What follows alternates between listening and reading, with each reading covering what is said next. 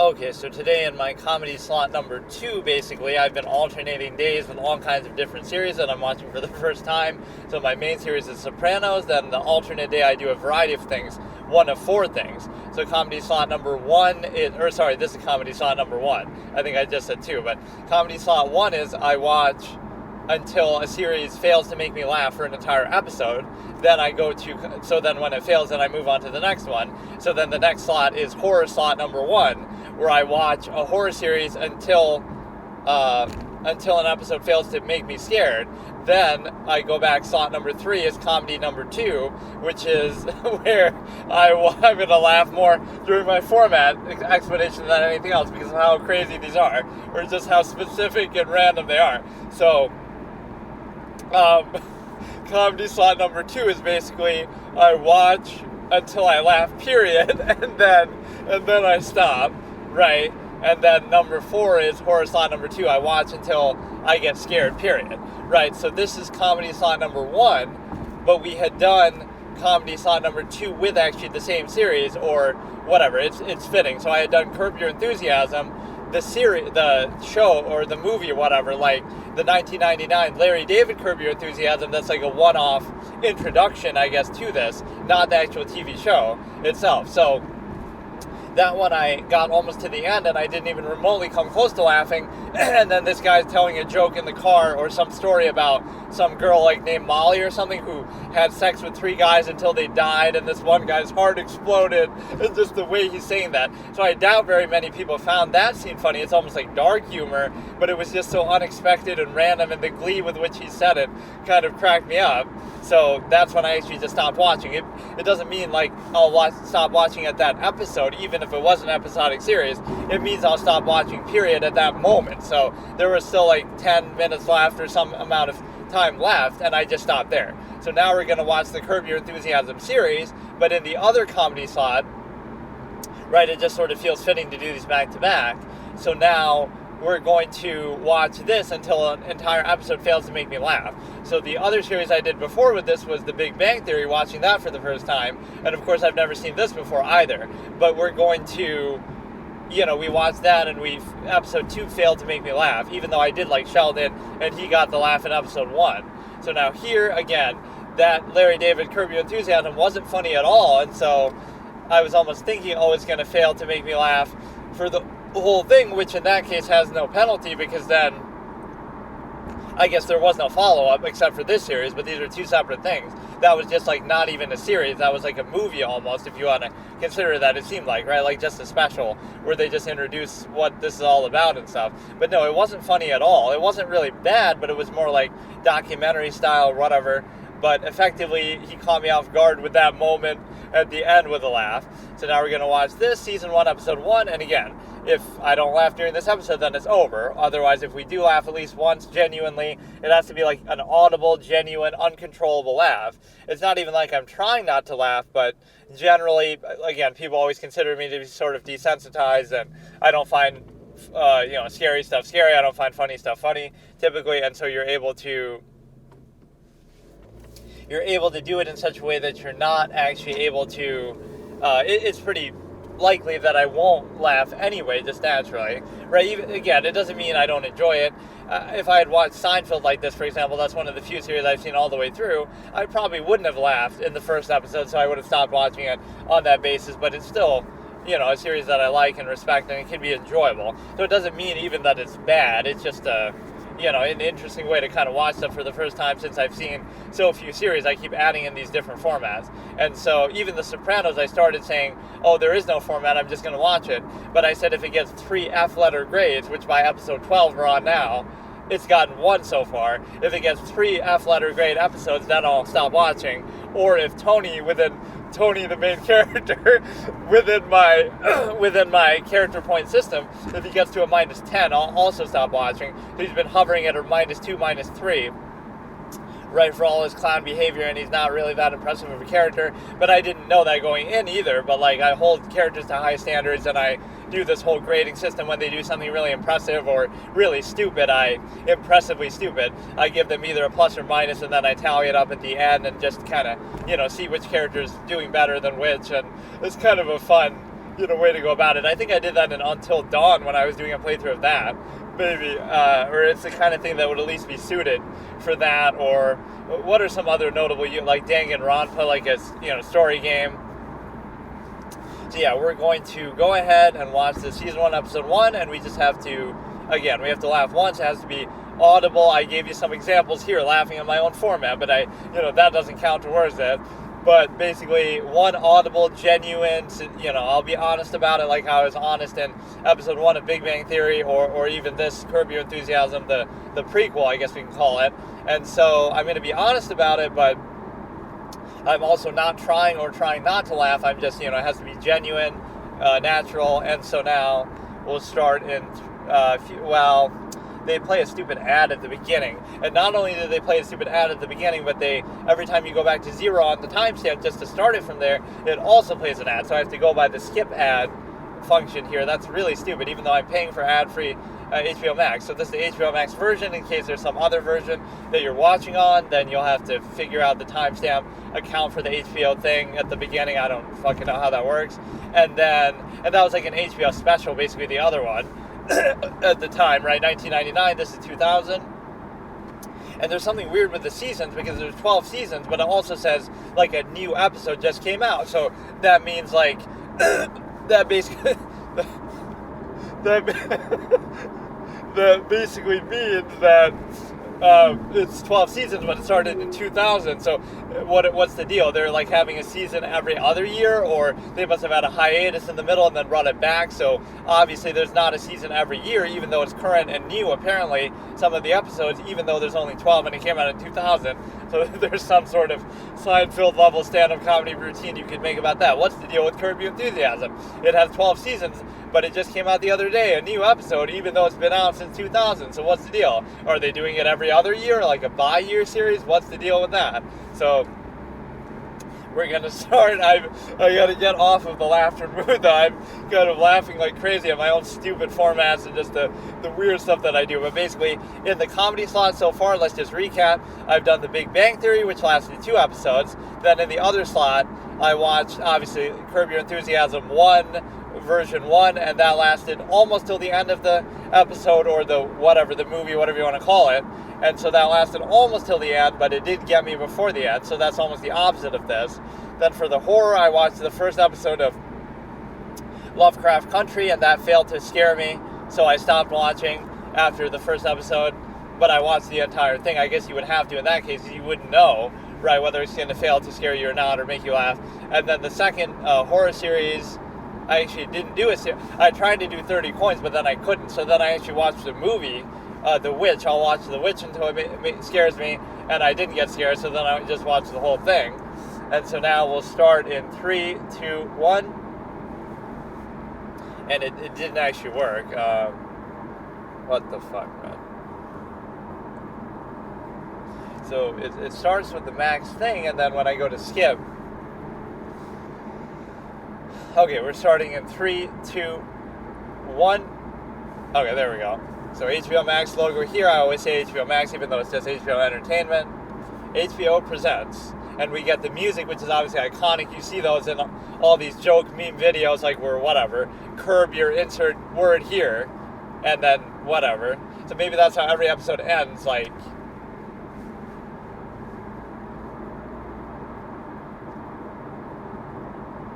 Starting off, he's having trouble with his pants.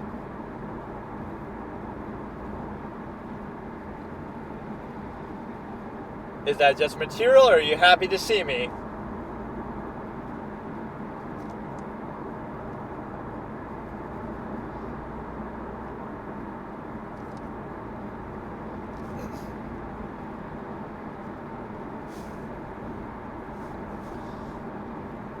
One of those classic lines, like a bunch up.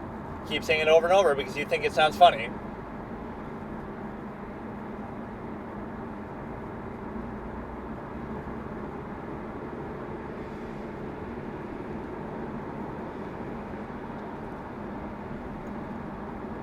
Give us the downward dog, then you'll have a real lump in my pants. Am I right? Ha ha ha.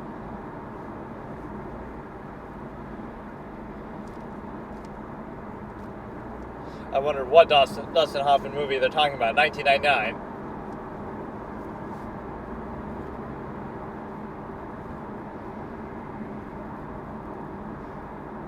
The only thing I don't get is, like, how referential is this? Like, it's showing it like a documentary style, but is this, like, what level of self-awareness is it going to show?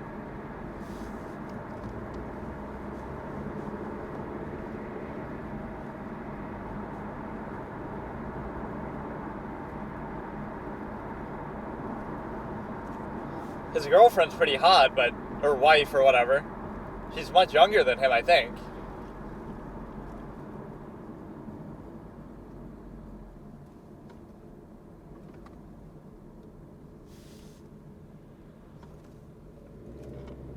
The Seinfeld trend, like when he dated some young girl that they keep bringing up now, acting like it's news, even though we've known that for decades. Seinfeld dated some 17-year-old girl. That's what you got to do when you're wealthy, right? Date people much younger than you.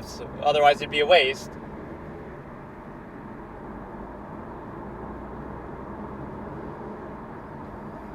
Tell me the name of it. I want to know. Have I seen it?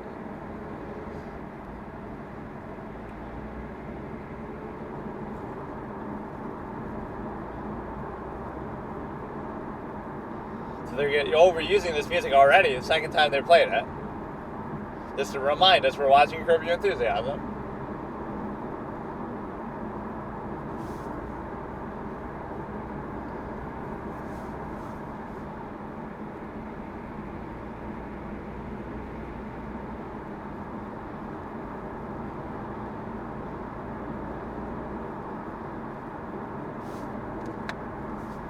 Old school Bluetooth over here in the car.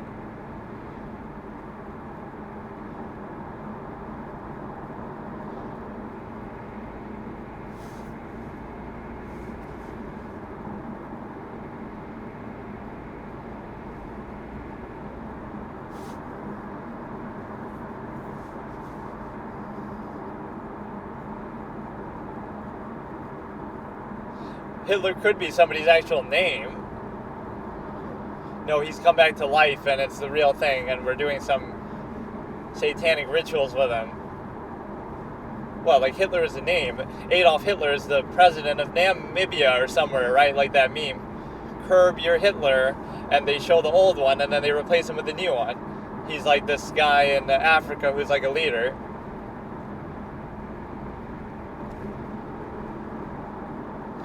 But if you close your eyes meme, like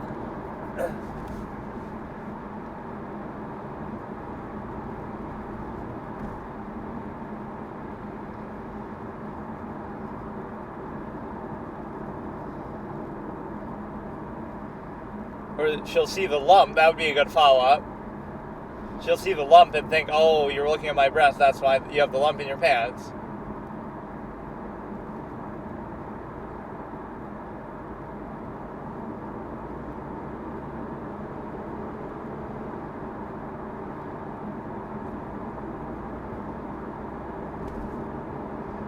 Now this is unrealistic because if they knew it was you, they wouldn't treat you like that. They would have to not recognize that you're Larry David.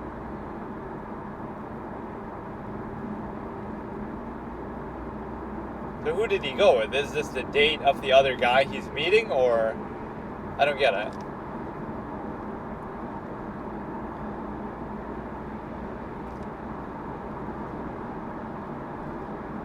Little copyright music warning.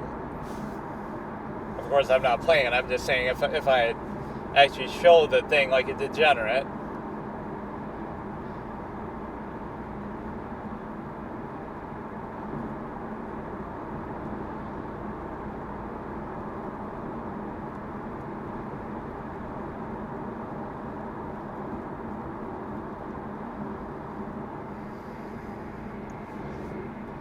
So it's like a different girl than he was expecting, the one he doesn't like, but he's maybe cheating on her, they broke up and he got a new one.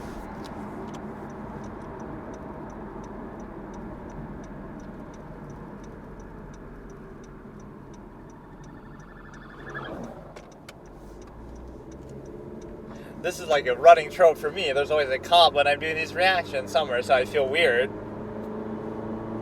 like 3 times during these reactions I've run into a cop or something happening.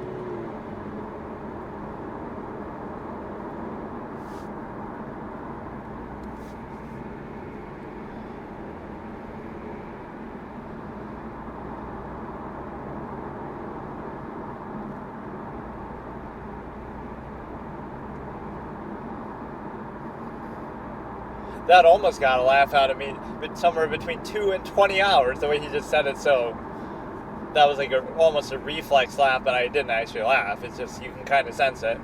Here comes the music again, but this is a different one. Never heard this version of the Curb Your Enthusiasm theme. I kind of missed part of their conversation there, not just because I'm talking over it, but because, whatever, the cop incident.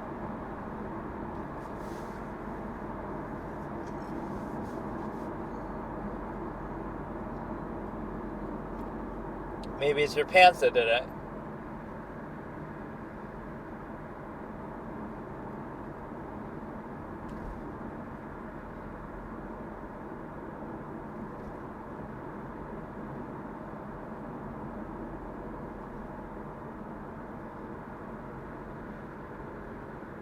Yeah, why is she looking down in the first place? Maybe because there's something there.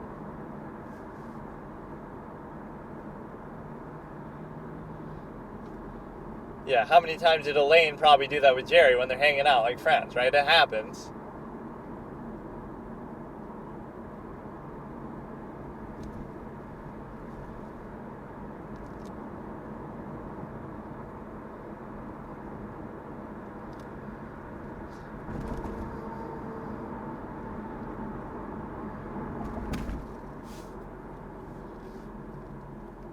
Why would he be telling you if he was aroused?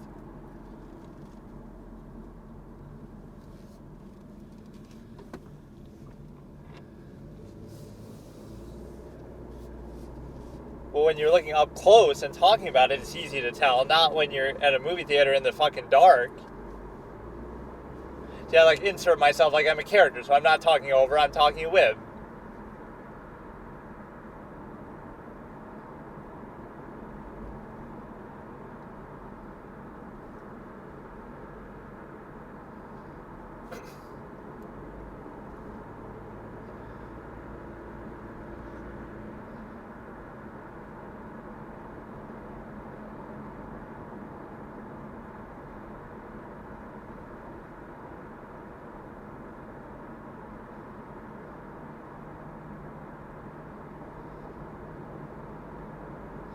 Wait, I don't get that whole conversation. That was just some random girl who happened to be there, right? Or he was there with some other girl? I don't know.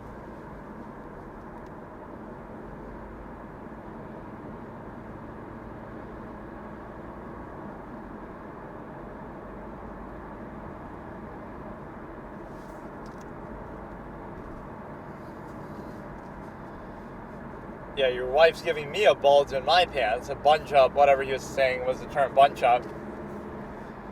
She's way younger than him, dude. You learned that from Seinfeld. But you're older than Seinfeld, too. I mean, you got white hair, you're balding, and this is only 1999. Seinfeld still doesn't look like that, and he's 70.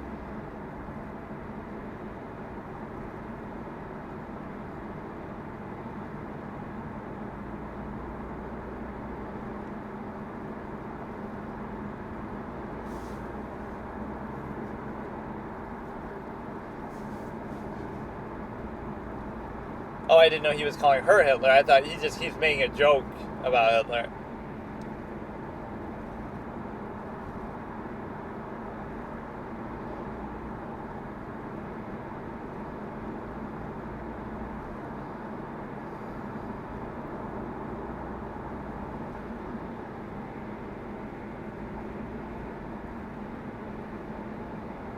Just use email. It's $19.99.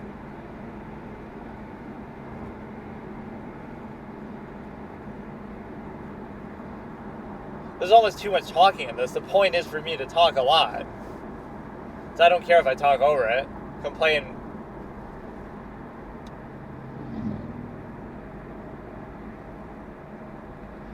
Pretend I'm a character who's called the elitist victim blamer. So if something bad happens to you, it's your fault.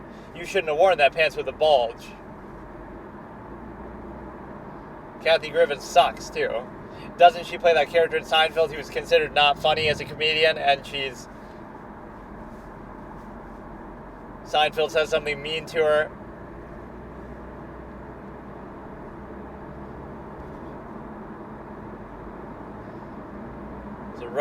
Jerry has to write her a letter for making her feel like such a shitty comedian, even though she is.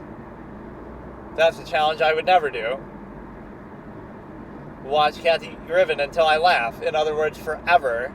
All of her material, all of her shows. But I guess it wouldn't be a big deal because you wouldn't be able to find any because she sucks so bad that nobody would even upload them to YouTube illegally for me to watch.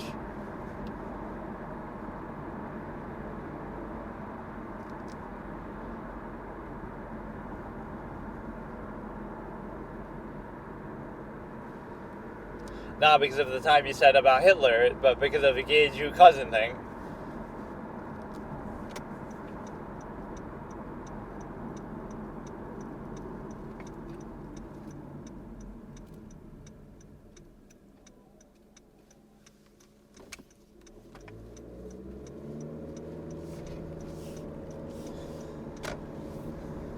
Oh, you get a lot of different versions. Count 3 of, well, I'm just calling them version. It could be a different song altogether, but this show already in the first half of the first episode has more soundtrack to it than the entire Seinfeld show. They only had a few, like, couple chase songs and a couple, like when Newman's chasing somebody or whatever, and then the main one between every intro, outro of a scene or something.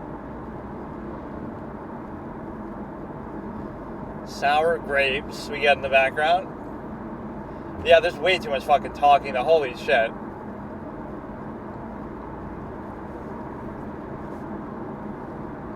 But nothing really funny has happened. Like, it's weird. I don't know.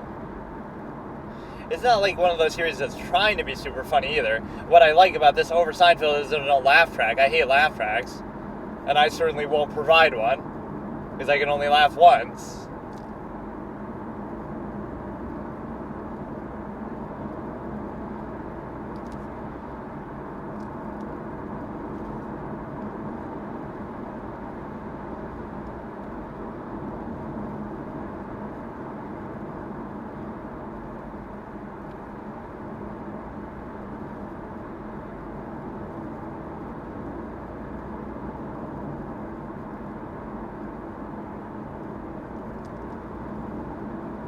It's a good lie. At least he takes something sort of true that happened to somebody else.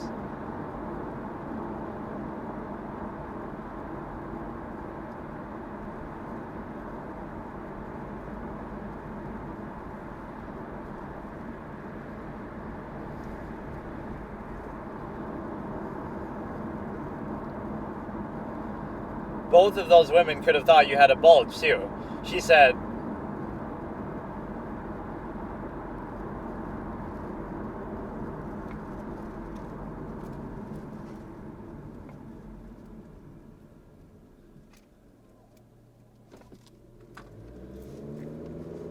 the proof of him looking at the breast is the bulge in his pants, right?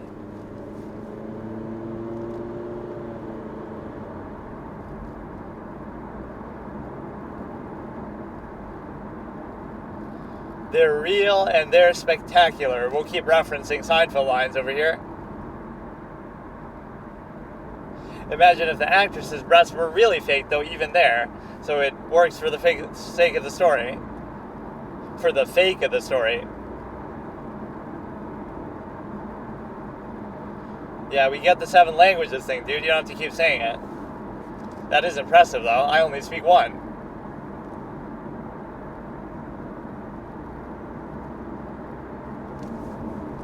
You know how I'm kind of like is like Cho from Mentalist, where he's like very, he'll have these cold like one-line deliveries that can sometimes be funny. That would be more so my style. Monotone, serious kind of. Who can be funny without even trying to be funny. There's just way too much dialogue, so I don't even care. Like,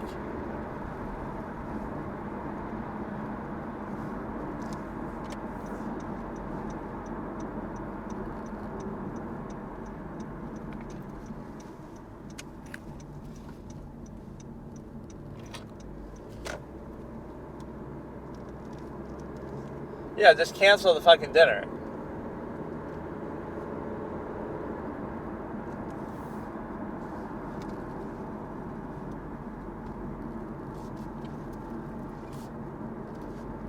He's trying not to laugh. I'm trying to laugh, and you can't fucking give me nothing here, dude. And I'm talking louder, like I'm trying to talk over them, too. They're too fucking talkative, dude. Says me. Even though I'm normally not, but I'm kind of taking the piss with this whole React format. We're like halfway through the episode, and we've heard like 3 different theme songs.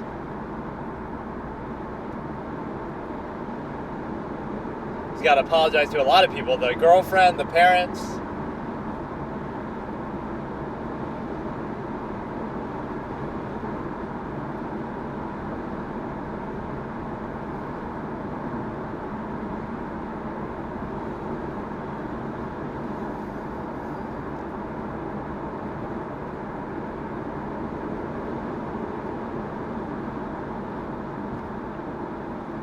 Yeah, is it like the N-word for Jewish people? Like they can say the H word as much as they want. They can talk about Hitler.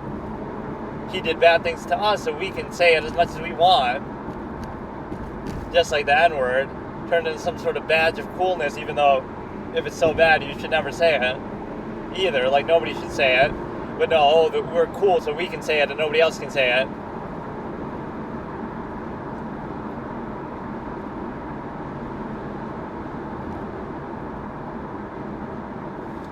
I didn't even catch you meant it about the wife. I thought he was just saying it like he said something like that in the special too, right? Something about Hitler.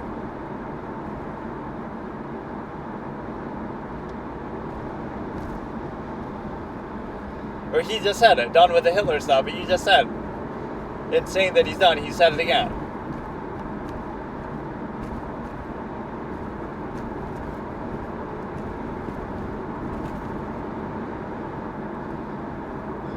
Larry cum. Don't say that when he has a bulge in his pocket, in his pants.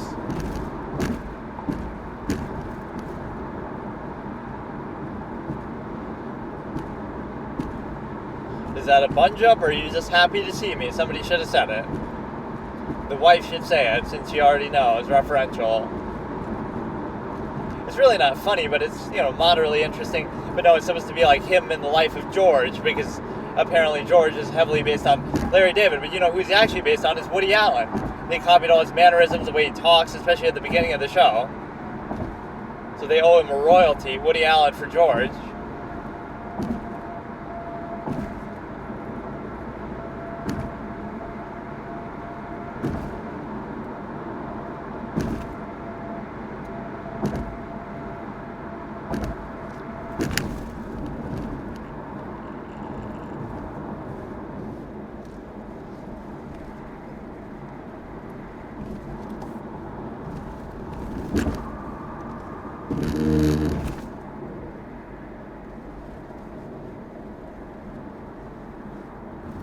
At my bulge. You're staring at my bulge.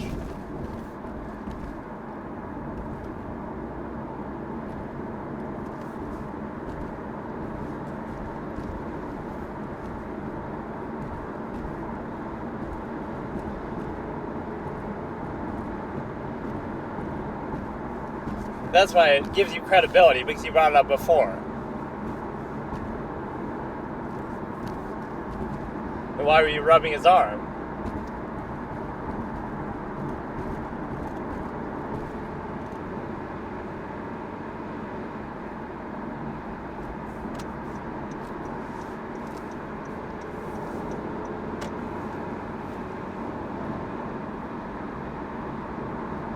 Or because it wasn't a real erection, it doesn't matter that she was rubbing the arm.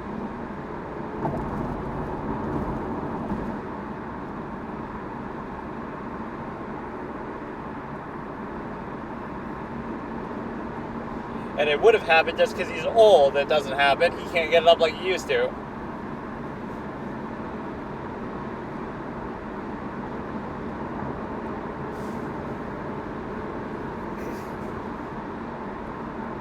He's a better actor than Jerry, whether you want to say, oh, this is really acting or not. This is just a day in his life.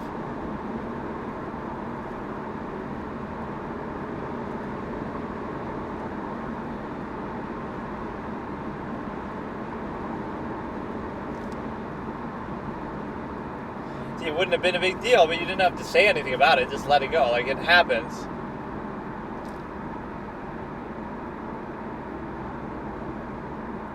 Actually, now I don't know what to believe. Let's be a detective investigator.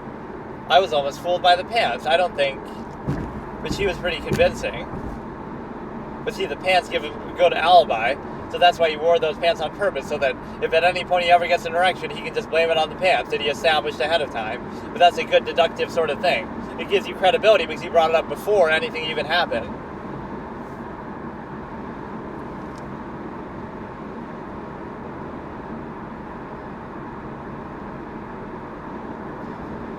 Yeah, take a guessing game. Did I get a bulge from Larry's wife? Because she's actually kind of hot here.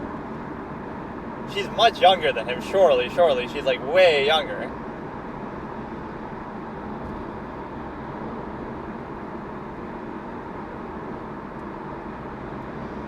Like, she's as old now as he probably was then. Maybe not that extreme, but...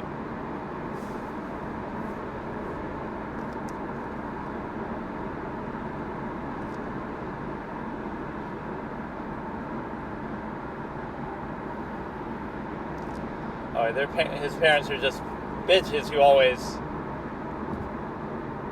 mad about everything.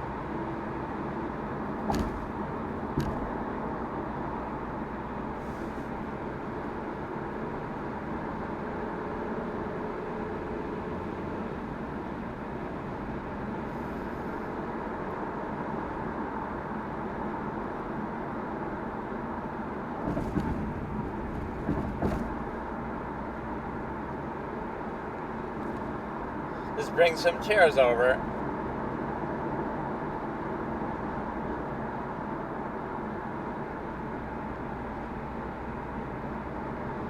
Oh, here we go, dude. Here we go.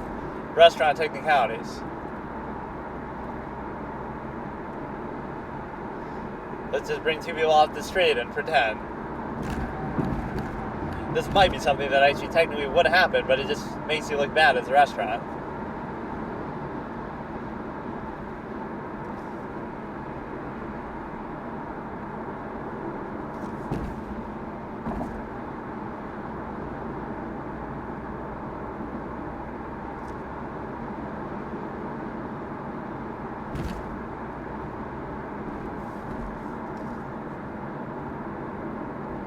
Maybe she doesn't like it. Maybe she hates it. You gotta flex your shit a little more. Nobody knows who you are, though. At this point, maybe people genuinely wouldn't have known what he looked like, right? Whereas now, in retrospect, I know what he looks like because of Curb Your Enthusiasm or whatever, because of notoriety. But he appears on the show too, all Stan Lee-like or whatever, right? A couple times. He's like the lawyer in the coat or something. Yeah, you gotta flex your shit a little more.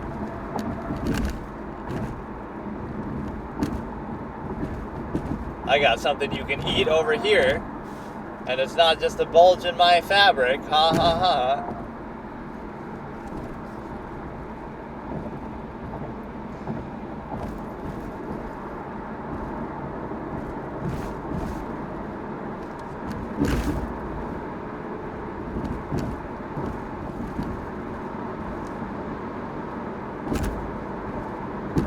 Yeah, you want the fish's eyes staring at you? Doesn't that bother you? That's why I never like seafood. And I also hate how it smells. My own little idiosyncrasies here. They just talk wall to fucking wall. They're almost as bad as me when I'm doing these reactions.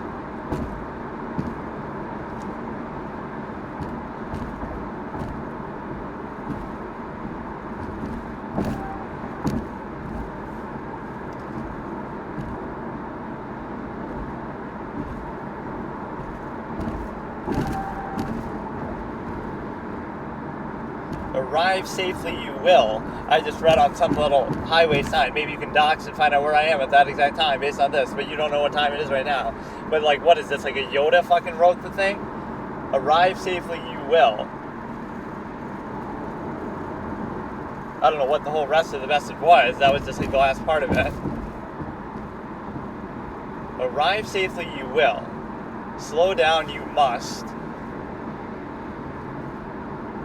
Destroy the Sith we must.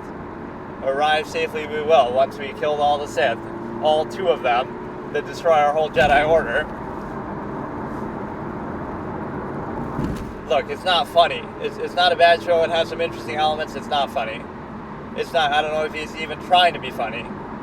It's not even funny, dude.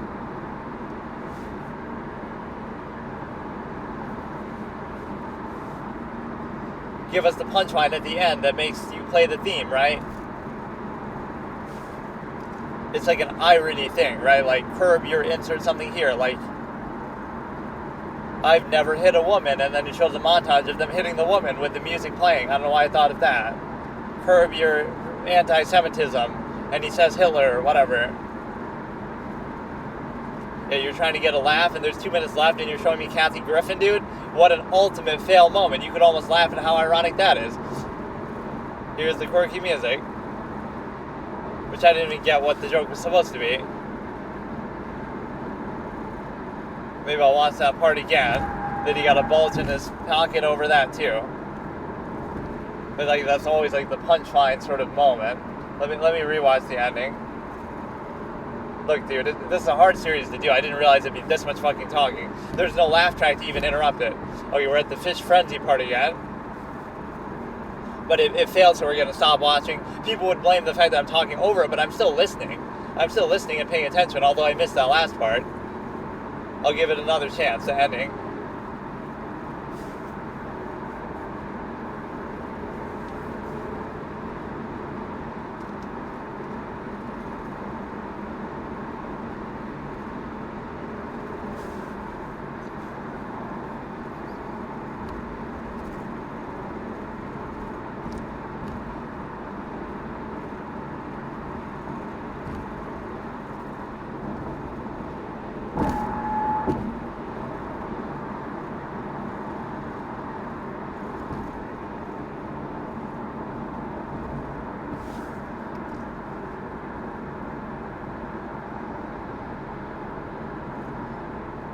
See plenty of them today.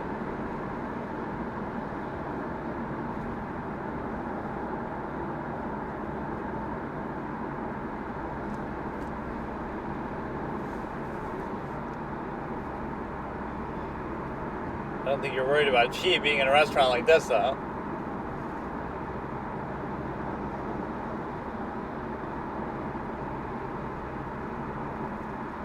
I mean, that is the death now.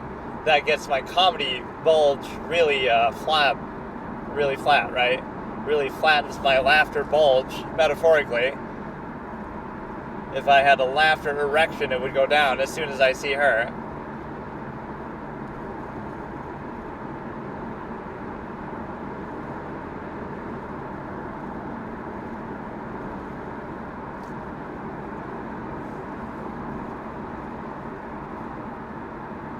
Oh, she finds out that he was lying about.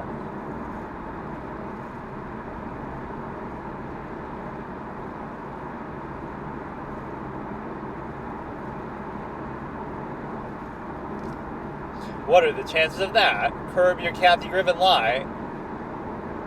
Okay, that's at least a good sort of punchline moment, but doesn't warrant a laugh. So he was lying about. And after already lying about the whole thing with the thing, with the touching of the arm, right, he lied about that, giving him a bulge, so I actually kind of bought his lie, though. So it wasn't a bad episode. I would give it still like a C, like it's moderately interesting with some of the storylines going on.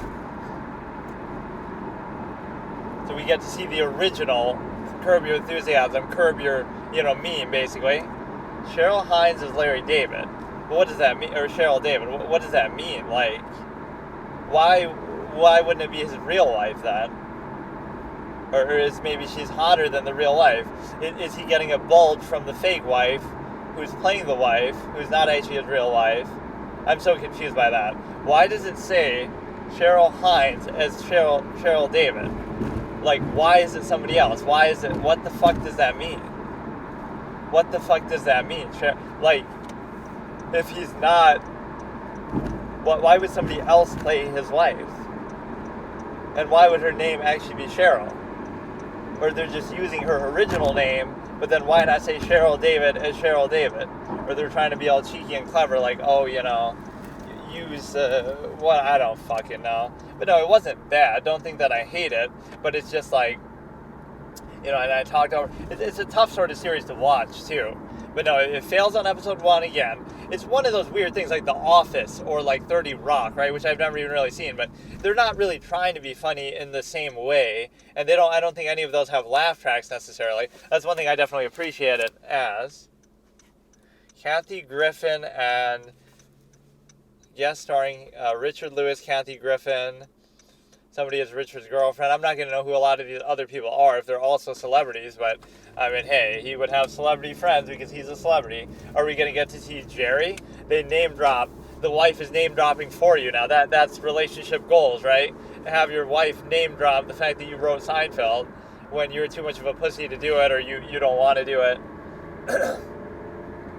Or like this would have been better. This is obviously after Seinfeld concluded altogether, but this would have been better if this took place in the 2 years after Larry David left Seinfeld, so we get to see what he did during that time, because he left, and that always debunks the fallacy that, Larry made Seinfeld what it was. Like, he was a big part of it. He did very well, but Jerry handled those 2 last seasons without him, and they still had some of everybody's favorite episodes, some of the best episodes, some of the highest rated episodes, some of the highest rated seasons. So obviously Jerry held it down without Larry just fine, and he wrote a lot of those scripts, or he had oversight and everything. So don't tell me that, what would Seinfeld have been without Larry David, or he's the reason why it was a success. Like, they had 2 seasons without him, right? He left like in season 6 or something, and it ran 8 seasons, something like that.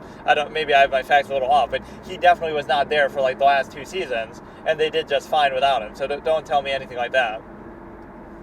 And, everybody shits on the finale, but it didn't even bother me because, like, where they go to jail and stuff. It's like all the finales of the season were not really notable because, they're just kind of like, it's not that kind of series. Like, Susan just dies, or just, like, random stuff happens. It's not the kind of thing that has an overarching narrative anyway, which even if you want to say that's a weakness of the series overall, I'm not going to hold it against, it didn't have a good series finale. Like, what were you expecting? Maybe Elaine and Jerry could get together and get married or something, which they toyed with that idea, but other than that, there's not really too much to it. So, again, not a terrible episode. It's definitely a unique type of series has this weird mockumentary style. Maybe that's what you were supposed to call it, but it's just kind of unusual. But no, we're done with that. It fails to make me laugh in the first episode, despite my talking over it. I don't know if that would have made a difference. We need that guy talking about humping somebody to death and their heart exploding. That's the one that saved you in the other one.